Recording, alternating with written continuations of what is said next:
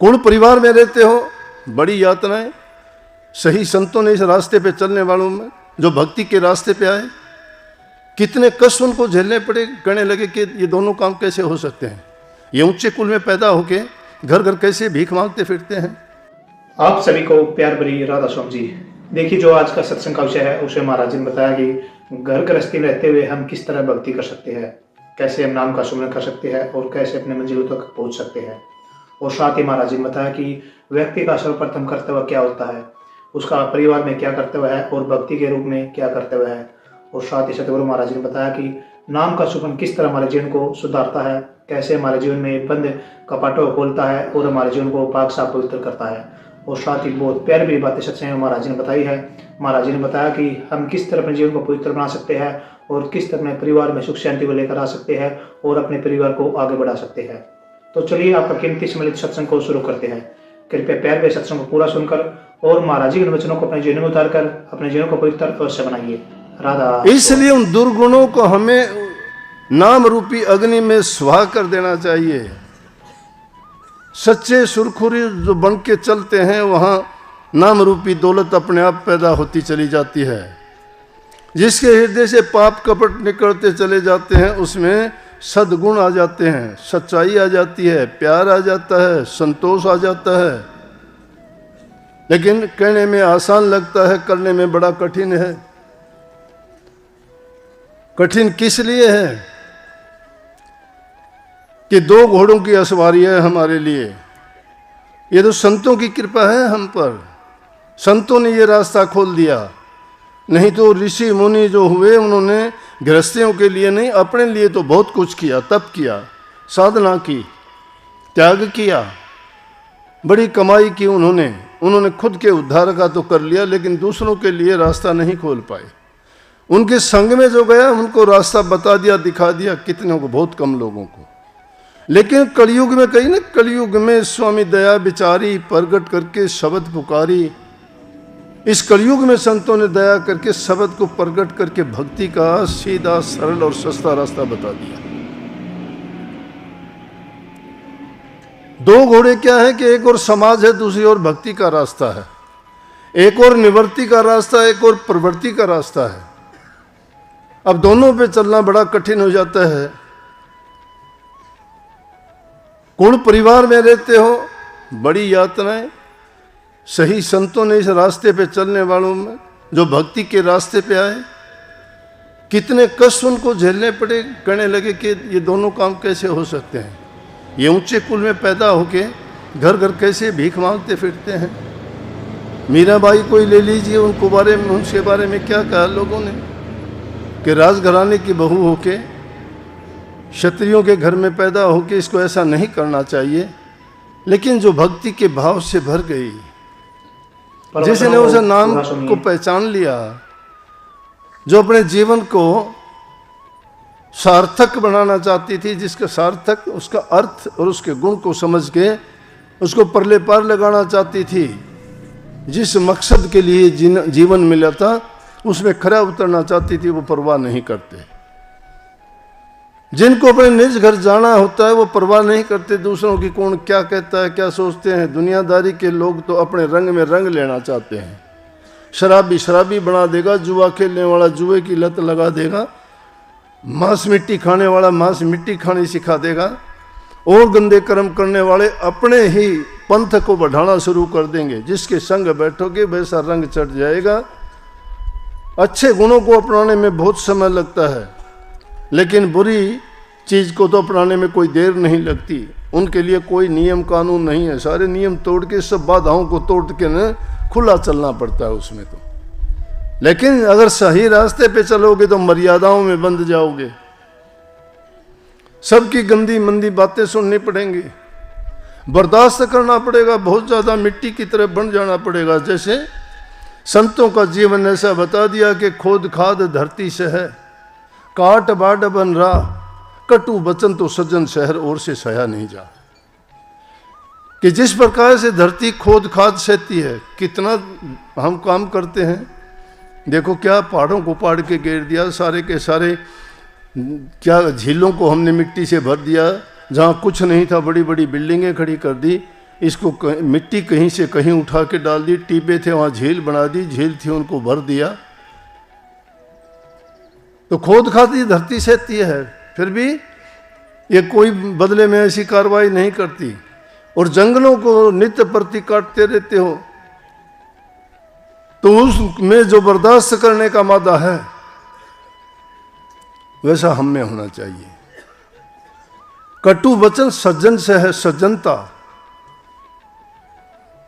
अध जल गगरी छलकत जात, जिसके हृदय में छोटा दिल होता है विशालता आनी चाहिए। छोटे दिल वाला बर्दाश्त नहीं कर सकता, विशाल हृदय वाला सोच के काम करता है। इसलिए संतों ने कहा है कि वो चीजें बर्दाश्त करने की आप में क्षमता आनी चाहिए कि कोई कुछ कर ले चिंता नहीं करना, बुरी भली सब की से लेना। शब्द है मन लाग्यो यार फकीरी में, जो सुख देखा राम भजन में वो नहीं अमीरी में। वो उस अमीरी में माया में वो सुख नहीं है जो राम भजने में देखा है। और उसमें क्या कहा, भली बुरी सबकी सुन लीजिए, कर गुजरान गरीबी में। भला कहता है तो भी सुन लीजिए, बुरा कहता है भी सुन लीजिए, लेकिन भला कहता है तो गाफिल ना होइए, बुरा कहता है तो उसमें क्रोध ना उठाइए। समता का भाव आ जाना चाहिए।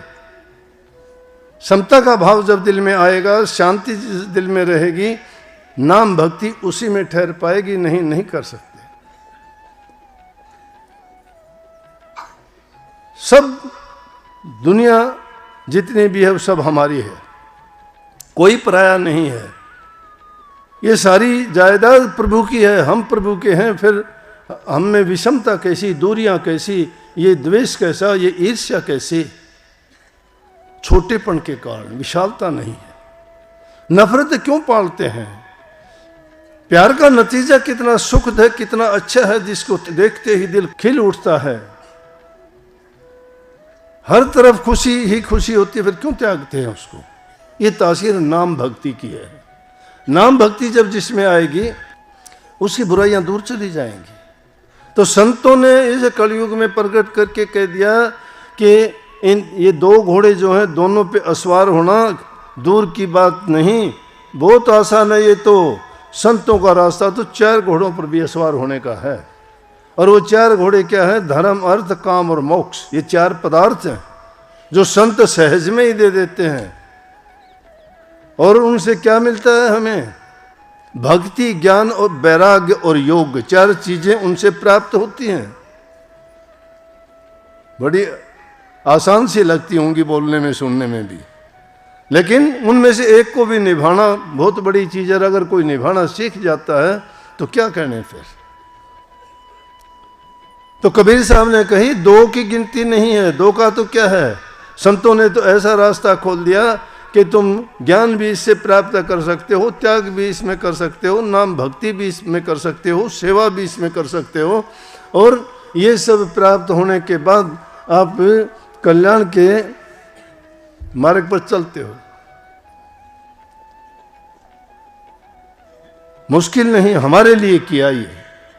गृहस्थियों के लिए कहा कि नाम के रास्ते में काम बाधा नहीं है। गृहस्थ को भोगो, लेकिन उसको गृहस्थ को किस प्रकार से कि जिस प्रकार से जल में मुर्गी रहती है, जिस प्रकार से कमल कीचड़ में रहता है, कितना ही कीचड़ क्यों ना चढ़ जाओ, कमल उसमें डूबता नहीं, ऊपर चलता जाएगा। मुर्गा भी कितने भी पानी में कितने दिनों तक उसके अंदर रहे, लेकिन जब उड़ना चाहेगी जल से ही उड़ारी ले लेगी, उस पर असर नहीं है। इस दुनिया में रहते हो, जब पराया है तो पराये घर में जिस प्रकार रहते हो ना, उन चीज़ों को देखते हो, भोगते हो, उनका आनंद लेते हो, लेकिन जब उस घर से जाते हो तो कोई चीज़ आप लेके तो नहीं जाते ना। ये दुनिया झूठी इसलिए है कि हाँ, कि पदार्थों को लेके जाने की किसी की ताकत नहीं है। तो जब उन चीज़ों को लेके ही नहीं जाना है तो उनके पीछे क्यों भागते हो? जिन्होंने हमें हमारा साथ नहीं देना है, साथ देने वाली चीज वो हरि रस है, नाम रस है। और जिसने हरि रस बहुत महंगे मोल का है, आसान नहीं है। हरी रस महंगे मोल का बिरला जाने कोई, लेकिन हरी रस तो वो लेंगे जिसके धड़ पे शीश ना हो। धड़ पे शीश नहीं हो वो ले सकता है इस रस को। कोशिश तो बहुत करते हैं, ये तो ऊंचा तरवर गगन फल बिरला पंछी खाए, उस फल को तो वो चखेंगे जो जीवित ही मर जाए। ये ऐसे तरवर का फल है जो बहुत ऊंचाई पे लगा हुआ है। खाना तो सभी चाहते हैं उसको, मुंह में पानी टपकता है, लेकिन उसको खाता कौन है? जो जीवित मर जाता है। जीवित मुर्दा हुए बिना काम नहीं चलता, और जीवित मुर्दा होया नहीं जाता इंसान से। तेर मेर बड़ा छोटा, कुल परिवार धन दौलत, अभिमान इंसान का, पद प्रतिष्ठा इज्जत धन दौलत ये बड़ी हैं। मैं ऊंचे परिवार का हूं, मैं ताकतवर हूं, बलवान हूं, मैं धनवान हूं। अरे वहां भक्ति में धन की जरूरत नहीं है, बल की जरूरत नहीं है, त्याग की जरूरत है। त्यागी बनो। जो त्यागता है उसको सब कुछ मिलता है, जो अपनाने की कोशिश करता है उससे सब छीन जाता है। कोशिश करके देखा करो, घबराओ नहीं। कुदरत का नियम है, तुम एक दाना अगर देते हो हजारों दाने पैदा होते हैं। पाप का बीज मत बोया करो, नहीं तो हजारों बीज पैदा होंगे। भक्ति रूपी बीज बोया करो, तुम्हें मालो माल कर देगी। कठिन है, एक बार समय लगता है, लेकिन करत करत अभ्यास के जड़मती हो तो सुजान, रसरी आवत जात तो शिल पर गिरत निशान। एक दिन में नहीं, रस्सी भी घूमते फिरते चलती है तो पत्थर की शिला पर भी निशान डाल देती है, कितनी वो नरम है, पत्थर कितना सख्त है। तो ये साबित करती है कि अभ्यास नित्य का बहुत आदमी को शक्ति देता है। हमें अभ्यास किस चीज का करना चाहिए? उस अमीर रस के पान का, भक्ति रस का, गुरु से प्राप्त जो नाम है उसका सुमन करना चाहिए, उसका अभ्यास करना चाहिए। और जब अभ्यास करते हो तो दुनियादारी की चीजों को भूल जाना चाहिए। ये नहीं चल सकता कि उन चीजों को भी मन में रखो, जबान से कुछ बोलते रहो। लोग दिखावा भक्ति नहीं, भक्ति हृदय से करो, भक्ति अपने विचारों से करो, शुद्ध हृदय से करो। जीवन को पवित्र बनाओ, चरित्रवान बनाओ। जो इंसान चरित्रवान नहीं है भक्ति नहीं कर सकता। ये दुनियादारी का इन जो पाप कर्म है उनका ऐसा दबा है जो भक्ति के रास्ते में उसको रोक के खड़ा कर देता है कि नहीं बढ़ने देता। सत्संग को पूरा सुनने के लिए आपका बहुत बहुत धन्यवाद। हम आशा करते हैं आपने सत्संग को बड़े ध्यान से सुना हुआ।